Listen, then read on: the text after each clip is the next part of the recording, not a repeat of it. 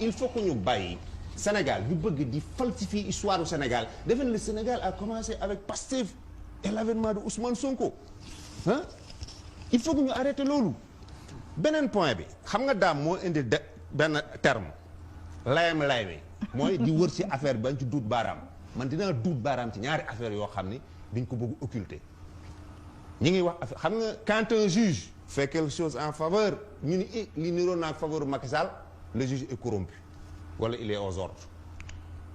quand un juge fait quelque chose boo xam ne c'est hyper grave scandaleux ñu ni oui c'est un héros. Le juge moi j'ai lu sa lettre de désistement xam nga lettre bi ñetti phrase la deuxième phrase bi dafa ni saaga yi ñu may saaga ak accusé yi ñu may accusé te dooni waa APR ñoo doon saaga juge bi doonu état bi gouvernement moo doon saaga juge bi moo tax ma bëgg désister. Deuxième phrase bi il faut que sénégalais xam ko ñu mën leen tuur la ndëm le juge a écrit noir sur blanc par ailleurs à cause du fait que ma première épouse est une Joola je demande à me désister pour ne pas faillir. Vous me coupez. Non, attends. Non, attends. Oui, non, dame. Oui, mais c'est ce qu'il a dit. Il faut, dame, il faut nga def la police. Non, il faut nga def la police des débats. Il faut nga def la police des débats. Parce que, Amadou, gis nga aujourd'hui,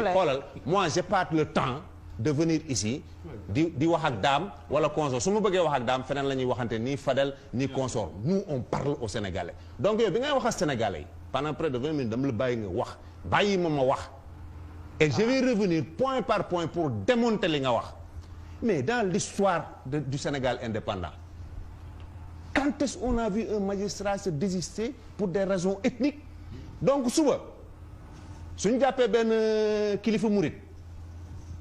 juge bi mën na ñëw ne non je me désiste parce que Touba laa jébbalu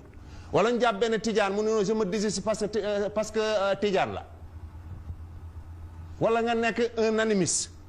ñu jàpp kenn nga ne non parce que sama yaay wala sama papa ci bois sacré bi lañ nekk il faut que ñu waxante dëgg dama ne ne au-delà des casquettes moo tax man la affaire bi du kese wax li Ousmane Sonko di def ak ñeneen li ñuy def mais ce juge là c'est un acte scandaleux choquant. Et c'est un précédent très dangereux. Très dangereux quand même. Très dangereux pour l'unité nationale. Mais ñoom ils applaudissent oui juge bi. C'est faux. La lettre du juge je l'ai lue. Lire naa ko man xam nga kenn net lu ma di wax dama ko lire. damay désister parce que gars yi ñoo may takkal pot. Deuxièmement samay première jabar première épouse joolaa la.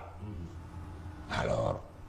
qui manipule le sud qui manipule les ethnies qui parle de la Casamance c'est le président Macky Sall. ñu ñëw ci beneen point loolu mu jeex si le gendarme. dont les questions man toute ma vie j'ai fait 25 ans de journalisme xamee nañ ma ci njombe yu bare mais parce que man ñi ma yar ay homme d'état lañu fu laa yaru sama mag Pape Mbaye diplomate de carrière Ousmane Tanor Dieng Bruno Diatta consort dama ragal kuy laal les fondamentaux de l'état lu mel ni ay gendarmerie ay magistrature mais nag comme daam li mu wax affaire yi buñ ko layamee nañ ci wax xam lan lañ ci war a wax. cet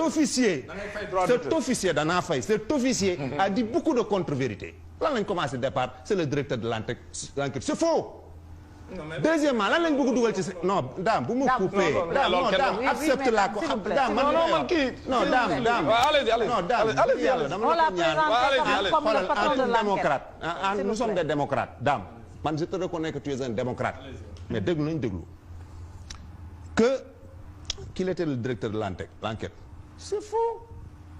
Il n'y a pas qu'un seul capitaine à la section de recherche. Ils sont 3 capitaines. Il faut que les Sénégalais xam ko. Deuxièmement, mu ni wéy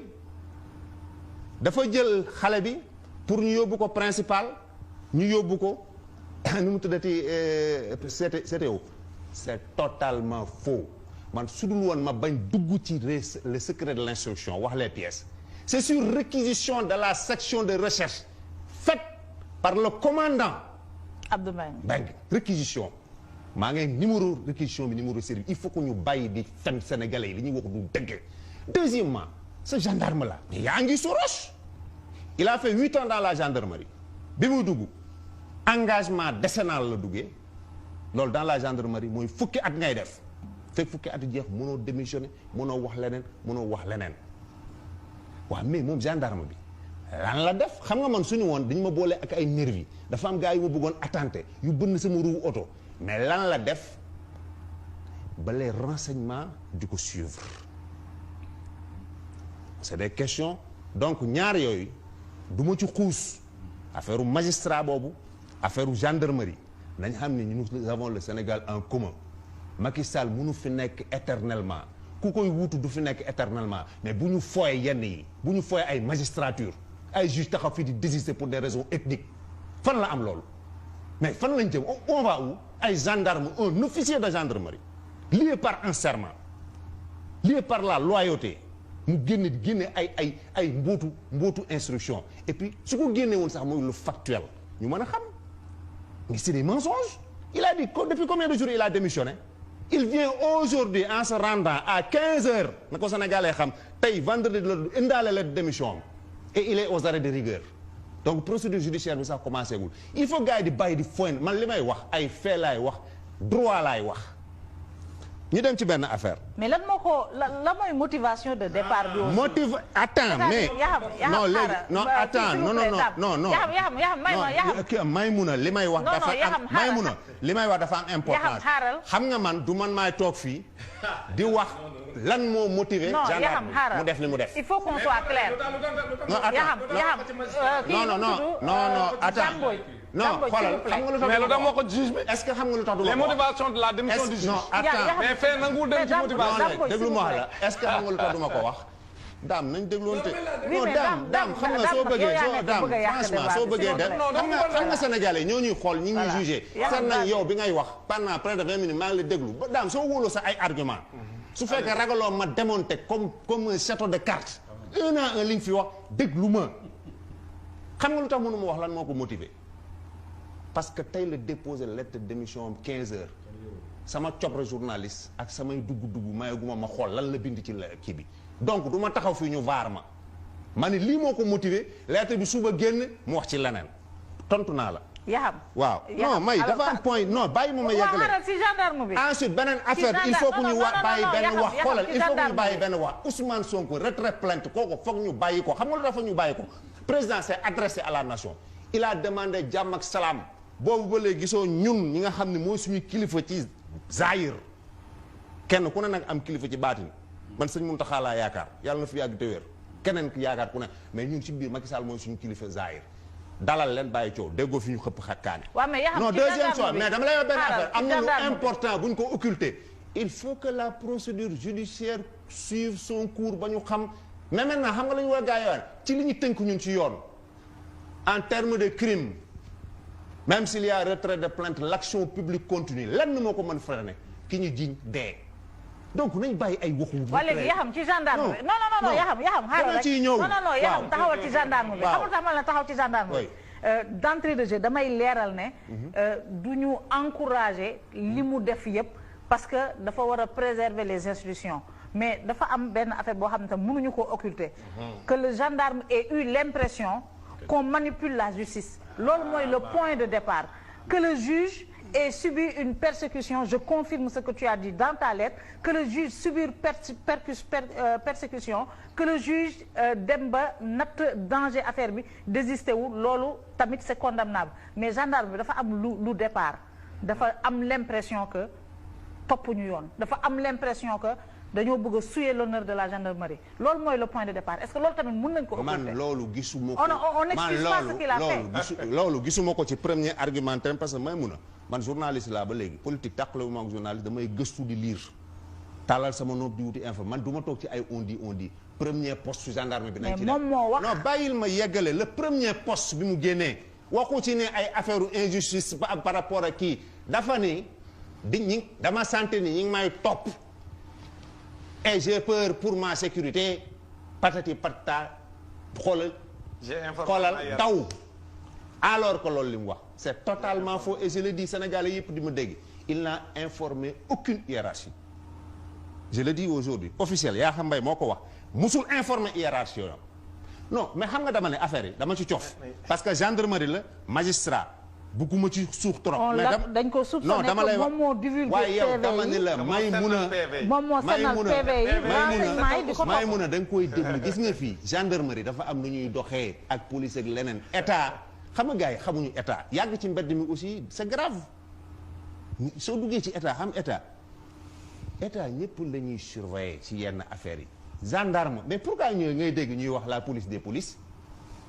lan mooy liggéeyam la police des polices. pour la sécurité militaire. non la police des polices ñuy surveiller gendarmerie am na gendarmerie des gendarmes li ñuy surveiller donc loolu ay waxu dof la nga xam nga man li ma choqué mooy ngay ñëw di wax ay affaires yu xam du dëgg mais yow d'accord nga ni capitaine Touré nee na depuis plus d'une semaine j'ai démissionné j'ai rendu ma démission. il n'a jamais démissionné. il n'a jamais démissionné tey la démissionné bi muy ñëw ñu ko jàpp arrêt de rigueur.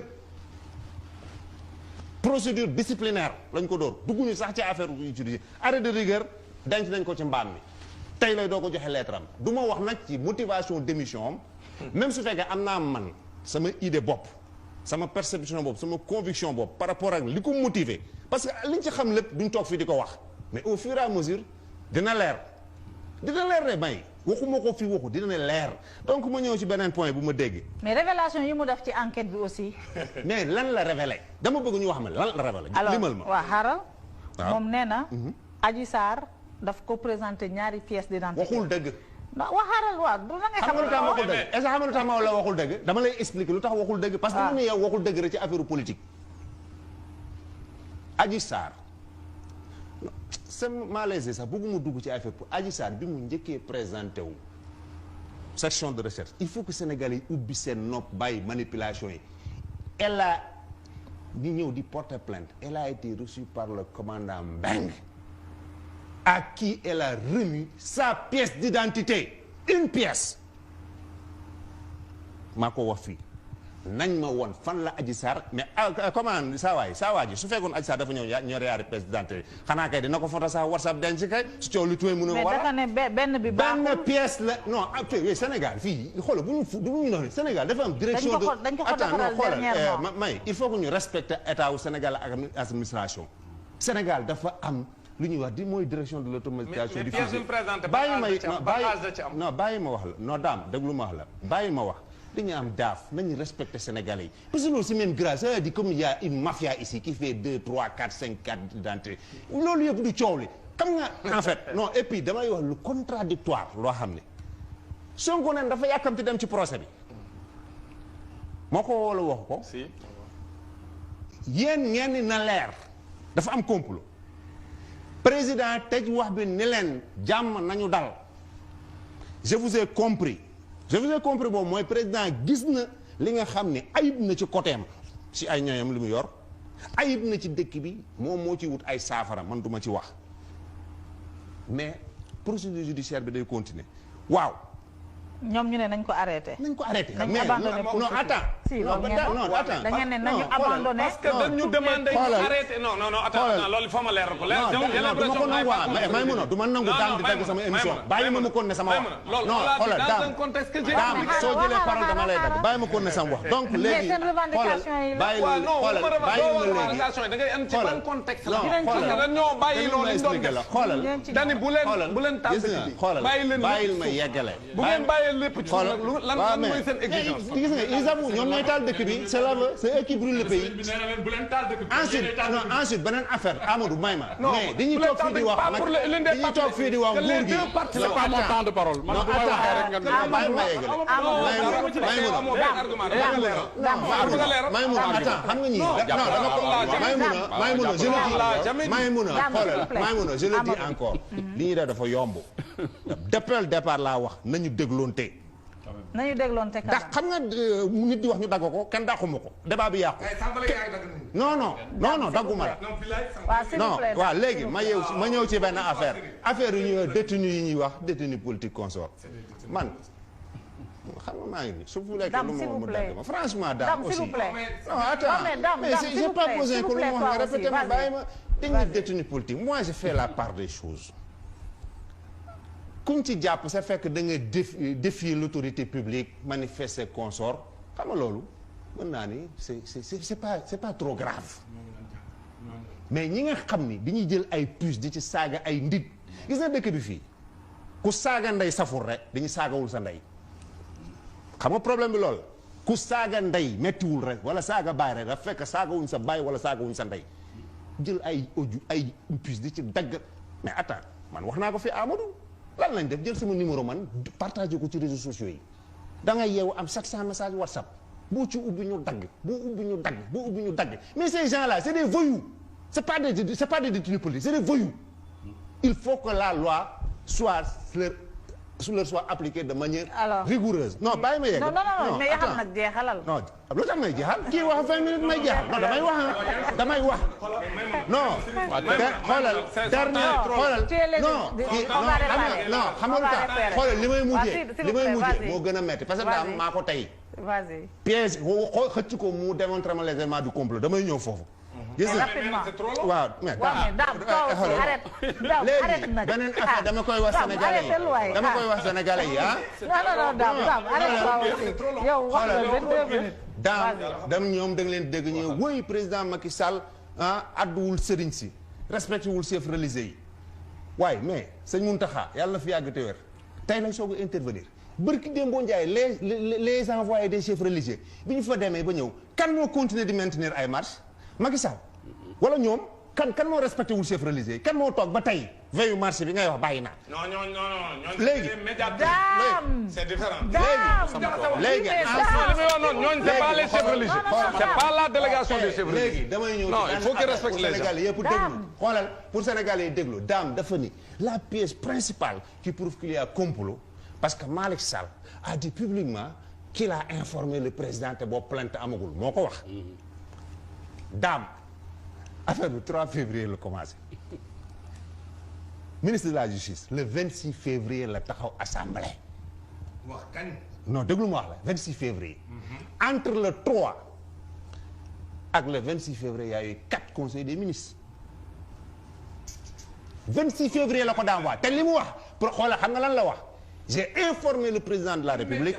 c'est faux c'est faux. le mercredi xoolal Sénégalais nañ ma dégg nañ ma xool nañ xool c'est faux nii la ñuy def dañuy lambari ci xelu nit ñi di leen tur lëndëm c'est faux. oui immédiatement la wax. c'est faux génne ko. dafa ne xoolal j'ai informé le ministre de la justice a informé immédiatement l'information bi ñu koy am plainte bi amul ma wax la Maïmouna j'ai informé le président de la République après avoir reçu une note écrite du procureur de la République loolu la wax mais léegi ñii ñoom ñooy wax léegi ñun Macky Sall ay ministre am kañ lañ ko war informer non may dañuy wax benn affaire xam nga affaire bi xam nga c'est quoi man débat yeegi yëpp sax ah c'est pas nécessaire parce que xamul tax man je suis tellement rassuré gis nga affaire bi c'est un château de cartes gis nga au fur et à mesure ñuy dem chaque jour di nga gis fan yi di daanu benn par benn avocat yi ñu doon wax ak ñi si nekk ak ay jarbaatu Malick Mbaye ak ay kii mais attends loolu lépp dëgg mais ndaw si c'est-à-dire soo dégloo rek Ndeye Khady Ndiaye la tudd xaw ma ndaw soosu li mu wax lu leer la li mu wax lu leer jox taxaw ni merci numéro li mu wax lu leer la non li mu wax lu leer il faut qu'on arrête il faut arrêter la manipulation maintenant léegi le fait que ñu ñëw di ko jéem a ger yow loo ci wax ñu jéem a ger kan ndaw si fan lañ ko gere ah elle l'a dit ah dëgg la donc. non elle a dit devant elle a dit que c'est devant le gendarme enquêteur. waaw léegi man su ma taxaw man su lu tax waaw léegi dama lay laaj benn affaire léegi dama lay wane affaire non dama lay su ma taxawee ren ni daam su ma taxawee léegi ni daam sàcc la ñu ko war a dama ne la xoolal ba bi ko fekk ba bi mu yoree doom di jéem a nangu doom pour yóbbu. c'est faux. daam s'il vous plaît Amadou alors ñu ñëw